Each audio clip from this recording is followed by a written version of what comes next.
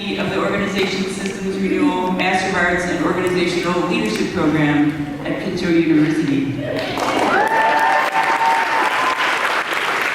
It's my pleasure to introduce the student speaker, the graduate speaker from the MAOL program, Shanta Frisbee. Shanta grew up in Southern Oregon. She moved to Portland and as an adult learner transferred to Concordia University to obtain a BS in social work and psychology. Shanta later met her soulmate, Robert. Together, they parent 5 children, which include twin girls who arrived last July while she was enrolled in the OSR program. Her 5-year-old son, Wyvern, and her baby girls, River and Rain, brought delight and joy to every OSR19 session since their arrival in July. In fact, Wyvern taught us all how to dance like a milk truck. Shanta is committed to the betterment of her community and her great work in the world that she claimed while in OSR, transforming communities for health and wholeness.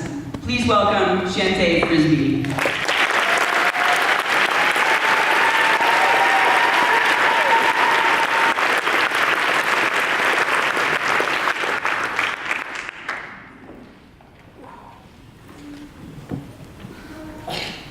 I had no idea when I applied for this program just how much my life would change over the next 2 years. On the first day, I began walking along the path to the lodge to attend that first class. Bright sunlight poked through the tree branches, and golden rays glittered across the frosted gravel. My inner anxiety magnified the essence of nature surrounding me as I walked. Reaching the lodge, I hesitated for a breath of time, knowing as soon as I grabbed the handle, a new chapter of my life was about to begin. The excitement of applying for graduate school and the interviews that followed kept me pushing through the self-doubt working to prevent me from fully opening myself up to this new experience.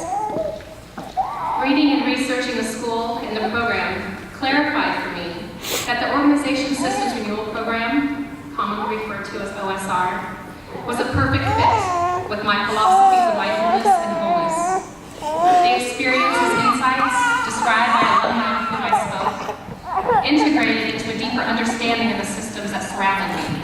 I was fascinated by the approach of transformative leadership and system renewal, envisioning a deeper ability to help guide and nurture others to their full potential, and to facilitate change for the betterment of self and the earth was awe-inspiring.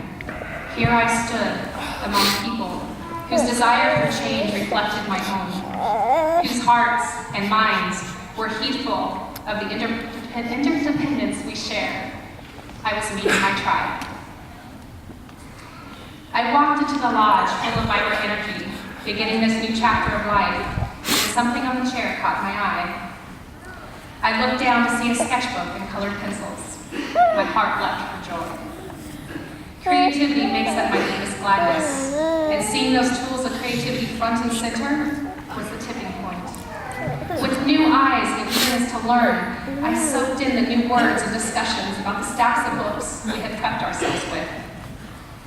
I rapidly learned the importance of the chime, the value of morning attunements, and experienced the increasing need for connections among our tribe and those who held the space between us and all the ideas. And books, lots of books. Each one holding so much wisdom and value, referenced, explored, and built upon throughout our studies. Expanding knowledge on the theories of leadership, understanding systems and change, design methods, and a multitude of other topics. But most of all, an ever-growing understanding of the great work that personally resides in each one of us, and how we can feel the hunger of the world. OSR connected to the deepest layers of my life and validated the emotions, thoughts, theories, personal and professional practices that continue to grow to the surface. Change was prominent in every session, and we, like onions, were peeled, and many of us cried. It wasn't long into the program, only a week, that the web of interdependence that the tribe had already begun to create in my life cradled me. The barrier I outlined the first week of my personal compass journey was unforeseen family issues. And from there, the universe allowed me the grace to personally define perseverance and love. Soon after the first session, my husband was admitted to the hospital and stayed in cardiac ICU with an aortic aneurysm for 3 months. I was also surprised to learn I was pregnant with twins. There were days I wished it was a bad dream. I wanted to crawl under a rock and go to sleep. I would dry with tears running down my face, but I kept going forward. I crawled into my husband's hospital bed to hold his hand every night, and I was there every morning.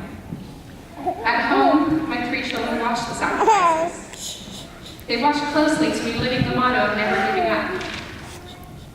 The web of interdependence holds, and love prevails. The love of my cohort, my tribe, and the prayers that covered us from every religious denomination. The songs that fill the air, and the friendships that held space for my husband, me, and our growing family. On every level, we learned.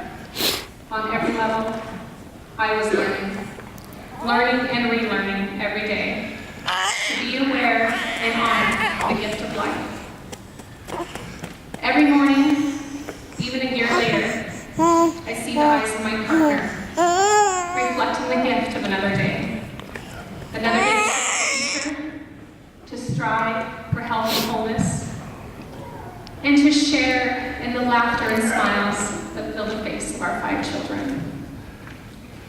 As you leave here today, I want you to notice the gift of the moment. This moment. The time that will never exist in the exact same way as it does right now.